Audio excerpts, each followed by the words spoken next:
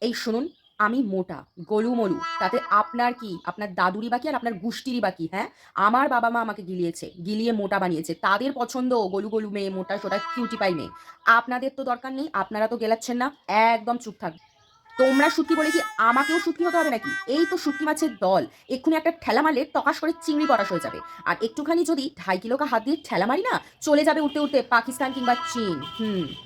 দেখতে পেলেই তো বলেন, কিরে কত মোটা হচ্ছিস, কত পেট বেরিয়ে যাচ্ছে, হ্যাঁ? কেন আপনি শুটকি মাছ বলে কি আমাকেও শুটকি মাছ হতে হবে নাকি? হিংসা হচ্ছে? যদি একটুখানি চর্বি লাগে, একটুখানি মোটাফা লাগে, আমি ধার করে দেবো, একটু পার্সেল করে পাঠিয়ে দেবো, চিন্তা করবেন না একদম।